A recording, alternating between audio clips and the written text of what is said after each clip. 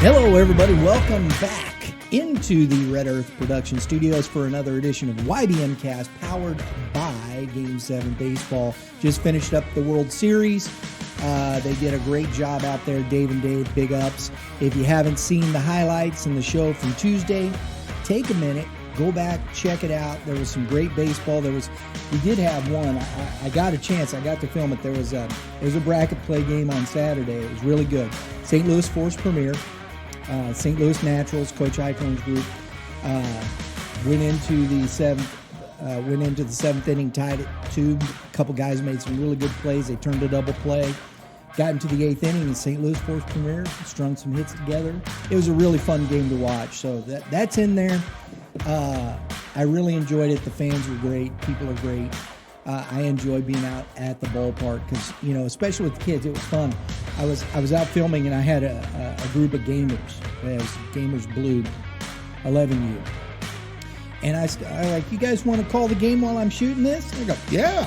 I was like, it was fun. They're calling, and here's the pitch. It was a lot of fun. I love that kind of stuff because that's the way it should be. It's just baseball. It's a good time. Tournaments should be fun. I know we're all out competing and people want to win, but let's enjoy it while we're there too.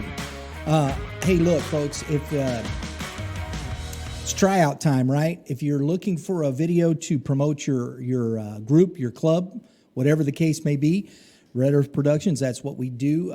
We just finished up a piece for Midland Baseball.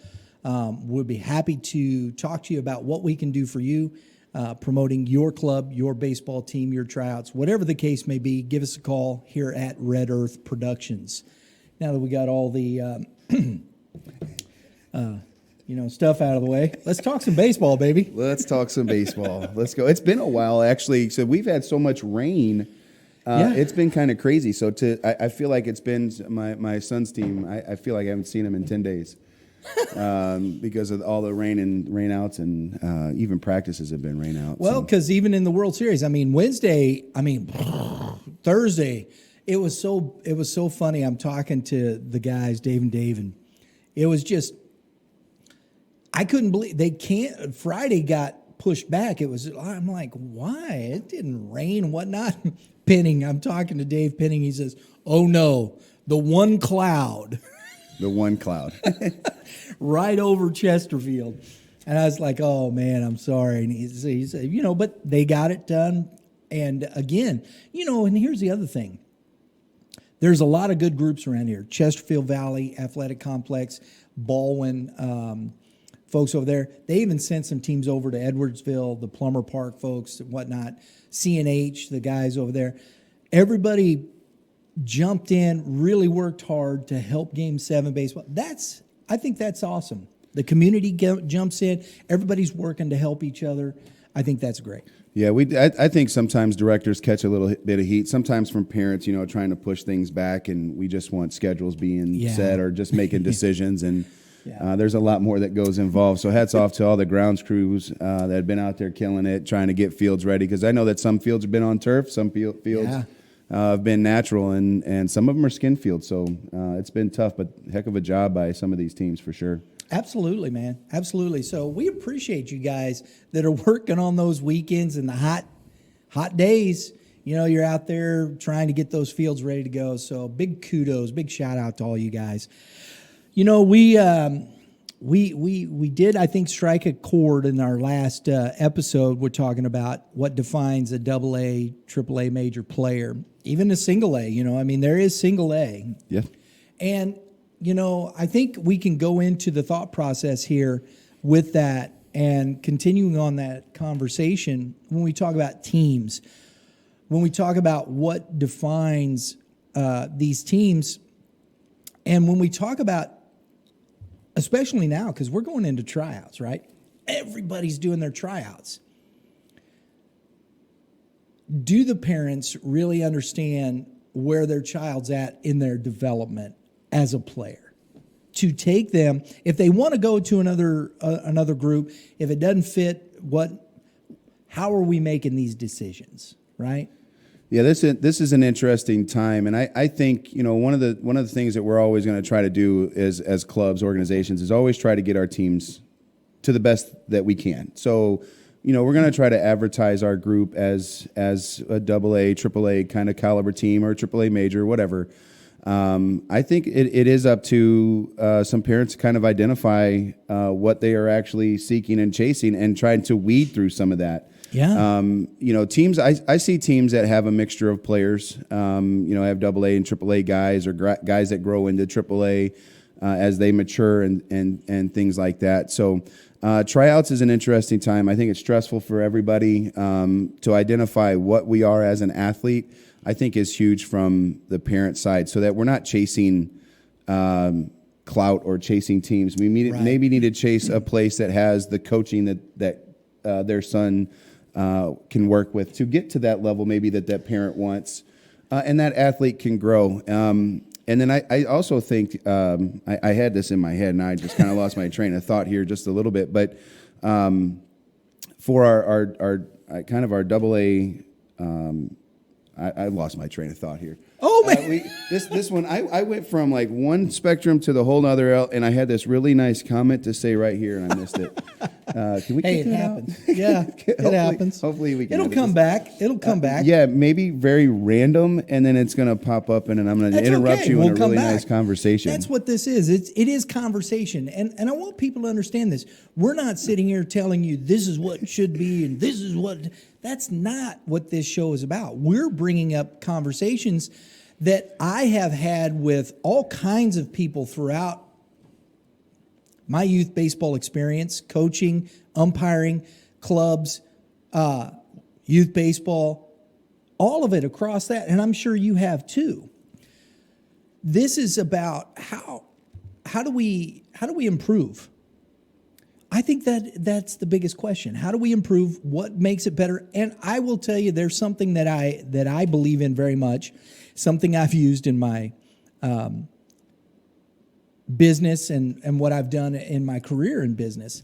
I believe that consistency breeds success. How consistent can you be? And if you've got all kinds of talent, but you cannot be consistent, you cannot be this, you can't be that, you're up and down, up and down. We see this a lot, and it's tough to be really consistent in baseball, isn't it? It is. I'm whipping out my phone here because I shared this the other day. Do you follow baseball dudes? Oh yeah, I love baseball. Did you see the quote on the consistency quote? Yep. Do you remember? I don't remember it. I'm going to try to pull that up real quick as we're continuing. Let me see. I was actually, as you were going through, you remember when I told you would remember eventually, I got to thinking about things that we need to push our athletes for, about AA, AAA, and finding out if you're, what level that you are at as an athlete.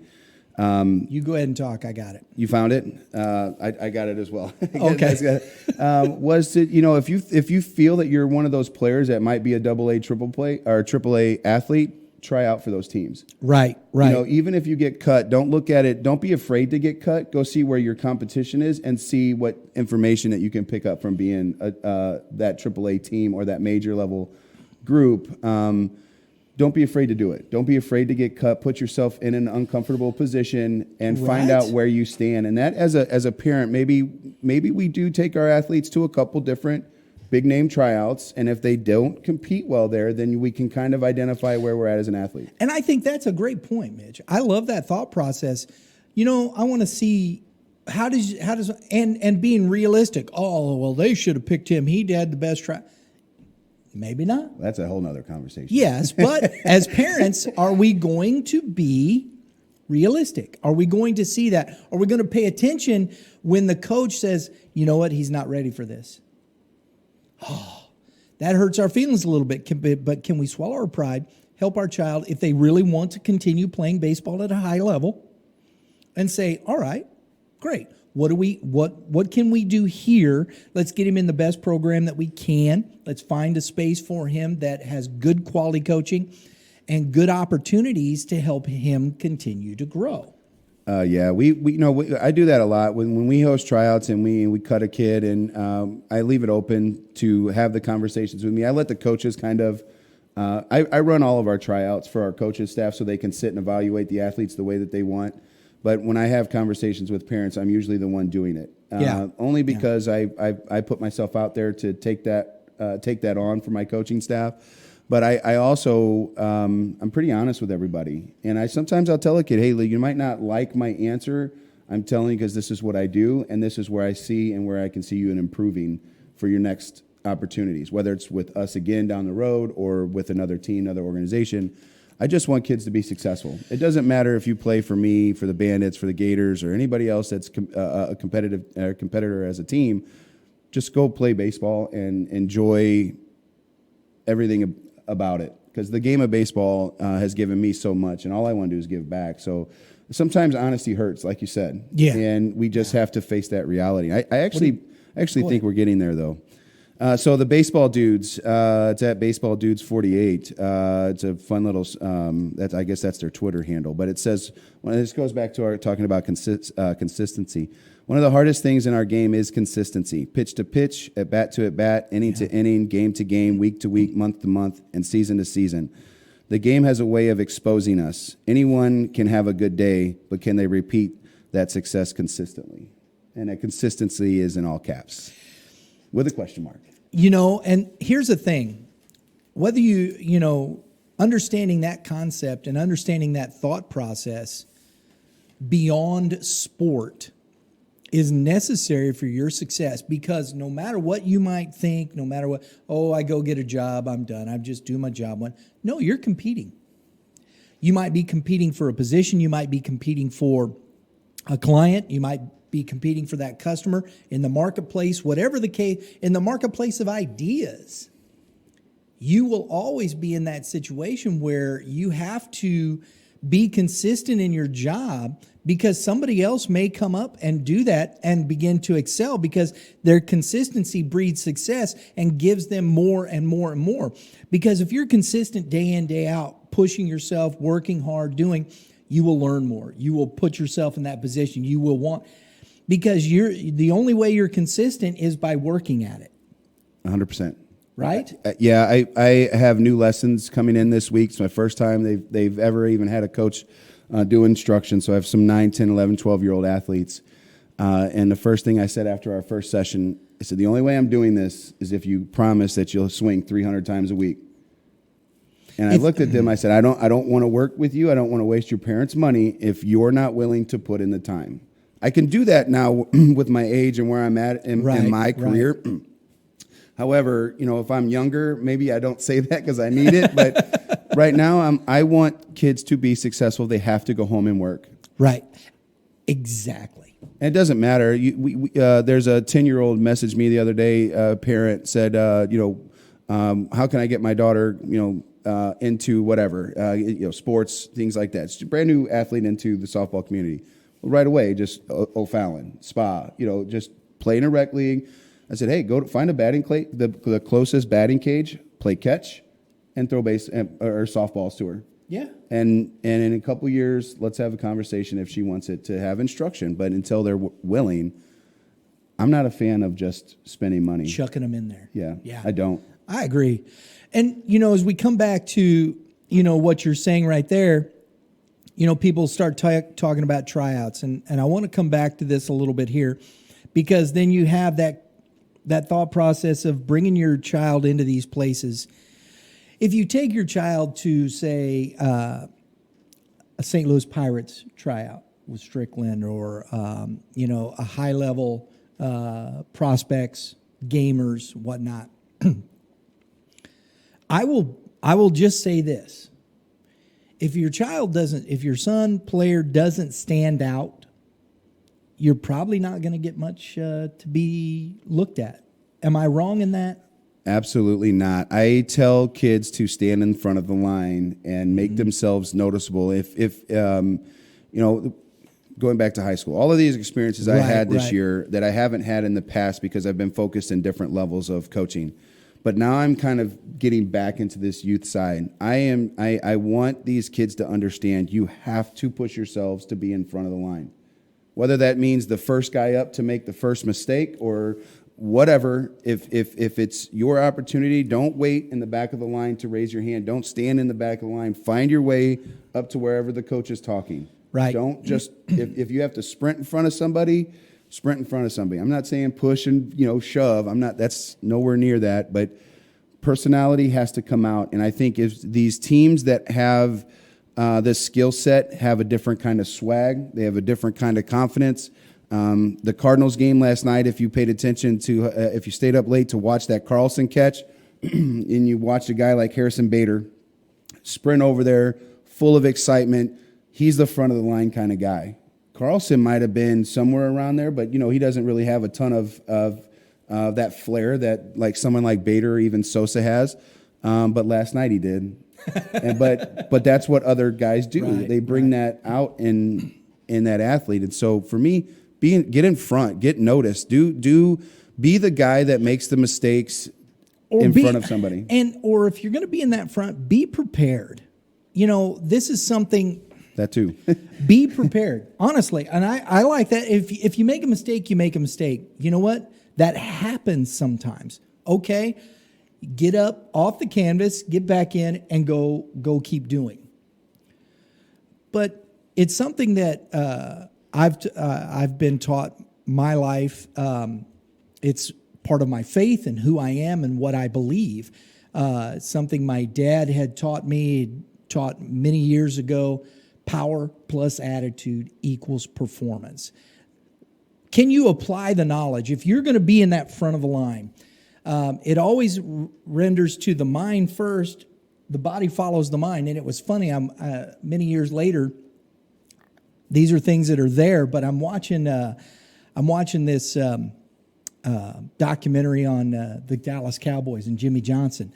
And Jimmy Johnson is walking through these professional players. The body follows the mind, gentlemen, not the mind following the body. The body follows the mind. And I don't think we put enough focus on understanding what mental focus is about. To physical focus. You can repetition yourself to death. You can have all the repetitions, but is your mind there in that same repetition as that body to where your body knows how to follow that to when you have that play?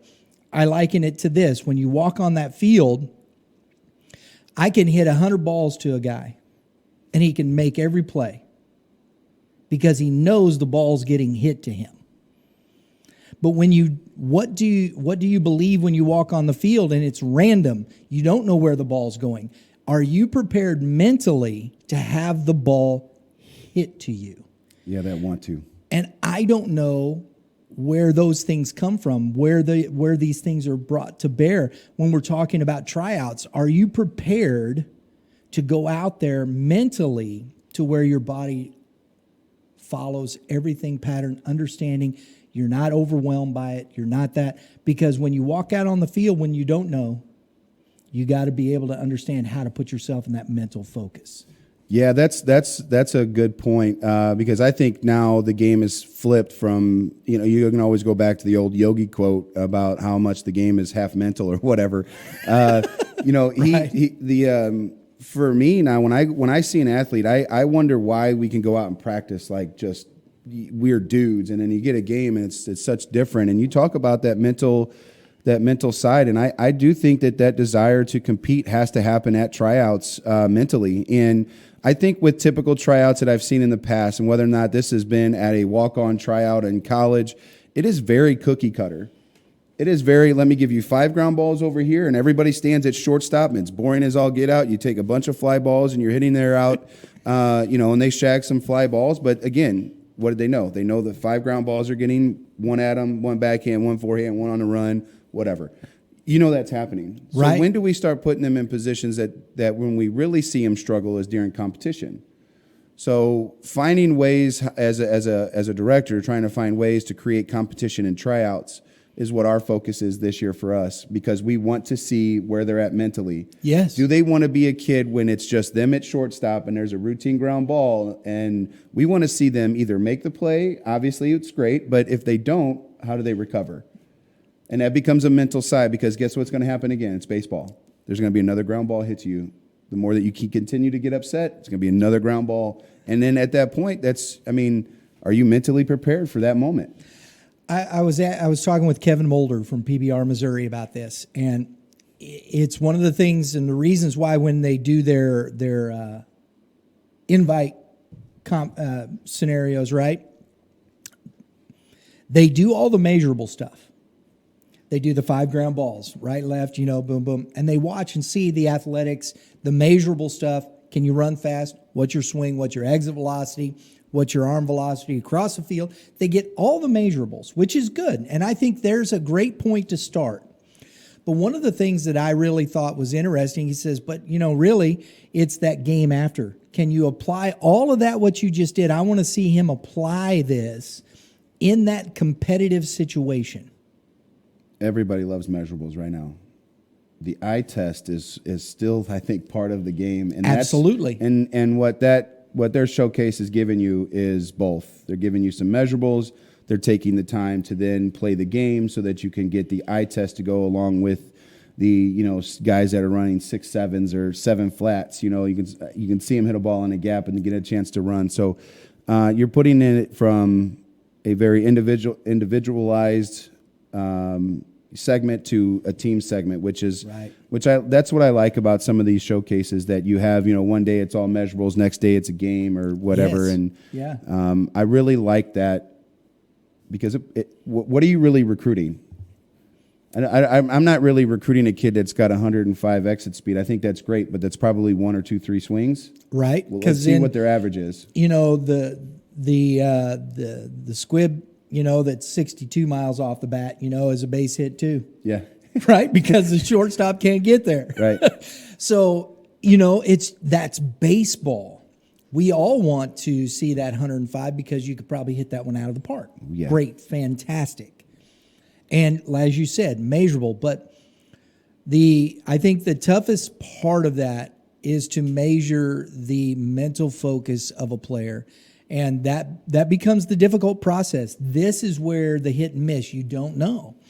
And at 9, 10, 11, 12, I think 13 and 14 you can really start. And this is where the AA, AAA major really kind of make that impact in that place. And do we really understand? And are we going to the tryout process with a clear understanding of what we're trying to accomplish as a player, as parents? Is it we're just going to a tryout because we're mad at the other guy? And that we can all sit here and say what we want to, but that's a truth. That's reality. That happens. It is. It's part of it. And I think everybody's starting. This is my maybe second year back into being into baseball. Mm-hmm. I see baseball starting to change a little bit into some of the things that we are having conversations in. I'm starting to see kind of the parent that's going out to coach just so that their athlete gets playing time. I'm seeing these kinds of things start to decrease. The club scene is still increasing, but I think you're realizing people have to kind of change to make sure that we make baseball as great as of a sport as it is. And so, softball's behind that a little bit because I've been in softball for the last 15 years. Baseball is really fun I'm really getting to enjoy watching baseball. I don't know if there's some realization that's happening right now or there's actually less teams or less kids playing. I'm not exactly sure on that, Mark. But this is an interesting time. And it goes back to some of our very first conversations. And a lot of it has to do with mental toughness and awareness. And so the only thing I can suggest to these kids to go out and just dominate. The best they can, to the best of their levels, abilities. As you said right there, so this, I think, comes to the parent side of it. How many 9, 10, 11-year-olds have that mental toughness? He strikes out and he wants to cry. Okay, I get that, the emotional part of it. Nobody wants to strike out. It's tough, man. And we tell them, hey, no, we don't do that. We are teaching, we're doing. But if the parent, that's where the parents have to come into that play and understand that where the child is at. If you're looking for a different situation because you feel like you can get better coaching your child, that's up to you. That is really up to the parent. You don't have to answer to anybody that way. That doesn't mean we should do it out of malice or this or that. If you feel like your child needs to get different, if the personalities don't mix, and that happens, right? It happens. It happens a lot. And just to add to that just a little bit, if you had a bad experience, we understand that maybe you want to throw some of the coaches under the bus and things like that. The one thing that we don't do is we don't really throw parents under the bus. No, shouldn't. And shouldn't. So if you look at us and say, oh, he's a bad this, he's a bad that, if you can give me the whys, I'm okay with it. But if you're just saying it because you're upset because of playing time, things like that, I just wonder how people would take it if you had directors and coaches start to say, oh, this is a bad parent or something. So we got to be careful on how we choose to do these things. I love this sport. I owe it everything. So if your kid's a AA player, let's just acknowledge that he is, and we're going to put that kid in the best position that he can. If he needs a training, work to get better. But it doesn't mean he's ever going to make AAA. It doesn't mean he's going to make high school. It doesn't mean he's going to play varsity or college. But you never know when, as a colonel, he may pop. It could be when he's 15 years old and all of a sudden becomes a stud, and you're trying to figure out where have you been for the last 3 to 5 years. Well, he might get tired of playing AA baseball. He might get tired of being considered a recreational athlete. He might get tired of getting cut from freshman, sophomore baseball. Right. So he goes out and he lifts weights and gets athletic, and next thing you know, it's like, where'd this kid come from? Right. Look at Mark Burley. If anybody can remember Mark Burley's story and throwing 80 poo miles an hour in high school, and all of a sudden he's throwing perfect games in the big leagues. Yeah. He one hit us in high school, so I bring that up because I got the only hit off of him. There you go. And it's just true, isn't it? Well, Michael Jordan, he got to an age where all of a sudden he just, boom, he became motivated and was the best player in his era. And Mark Burley was a heck of a pitcher. And because I'm the same age as Mark, I'm using that as an example, but he was not their stud at North, right. and then he goes down to, I guess, Jeffco, whatever it is he went to, and all of a sudden he's 90 something miles an hour from the left side. He's dealing. It's cool, but look how long it took him. Yeah, but he was a good player though before. Yes, he was a good player in high school. He was a good player in the youth level. It doesn't mean just because he had a label on him doesn't mean he's bad. Right, and that's the thing. So tryouts, it's what the name of it is, right? A tryout. If you're looking to, put yourself in a position, understanding what your child is, go put him in some different place, some other opportunities and situations. It doesn't hurt. It kind of gives you an idea of where your player's at, right? It absolutely does. Plus, you can find out where they're at leadership-wise, too. You might have a kid that's like a AA, AAA kid, but if he goes to a AAA team, he might just sit back here and let everybody else kind of lead. But he might go to a AA team and become the emotional leader, right? And that goes a long ways. You'll be shocked about how much of a that we look for those kinds of things as coaches at the next level. We want people to come in and lead. We don't want the coaches always having to harp on kids because we start to fall on deaf ears if we're always yelling at them. So it's up to the kids. And maybe that's what that kid needs. Yeah. Is maybe if they go to the highest level and they play there, they just get left behind, or they're sitting in the back because there's somebody else that's a better, or a bigger dude on the team. And if he goes to that mid-level team, maybe he can be a special dude there. So don't leave it out. Yeah. Don't chase. I love that part of it. I love what you said there because you don't know. And leadership skills in long-term in life are huge. It's something that companies look for coming out of school. Were they leaders in the dugout? It goes a long way because, again, remember, the majority of kids playing collegiate sports come out of that sport and never play it again.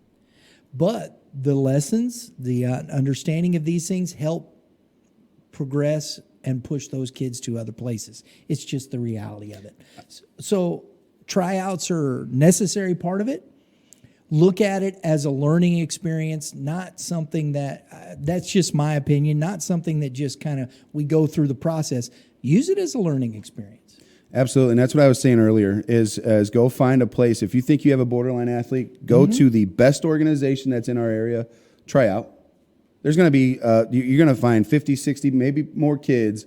Go try out, see what you're about. See how you rank. You know, maybe you'll be somewhere, I don't know if they tell you this information, but let's say you get cut, but you're a top 20 kid. You know, if they had a second team, maybe they'd build it around you. And you never know where you're at, but that'll help gauge where you know, what you need to do if you want to be at that level for next year. Or it kind of will open your eyes up and say, okay, well, maybe this is the level that I should be playing at because this is where I'm most dominant.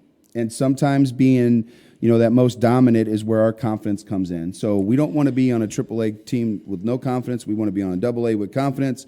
That way, when I walk into my high school years, I'm confident in the tryouts. And I keep continuing to grow and to push and to set myself. Because I think that's, as my job as a director, instructor, motivator, I am not just trying to teach for like a college education. That's not my goal because there's steps in front of it. You can't win districts if you're not winning your first games, and you can't look at the district championship game. You can't go to state without winning the 3 rounds in front of it. So while that's everybody's goal, let's start at ground zero. And so I want to make sure I have a good middle school athlete to be prepared for high school. I want to make sure I have a good high school athlete to be prepared for college if that's the routes we are taking. Exactly. And if they're not a kid that doesn't have college aspirations, that doesn't mean that kid has to stop working either. No. Play baseball to the highest level of your abilities. Play baseball. Enjoy your high school. Enjoy those things. Folks, Mitch, good conversation, man. They always are. I love it. We hope you enjoyed that. I hope it's something that helps you. Again, this is just conversations we're having because these are things we talk about. These are things we've experienced. We hope it's something that helps you think through these things as well, because that's all this is about. We're talking about youth baseball. These are for our kids, community growing, all those types of things. And as always, you pitchers, you keep throwing strikes, and you hitters, hit them where they ain't. That's always good advice, right? Over the fence? Over the fence. In between the lines. I'm kidding. Either way. Doubles and dingers. Doubles and dingers. There, I love that. Doubles and dingers. There you go. What he said. Everybody have a great day in the Lord. We'll see you next time.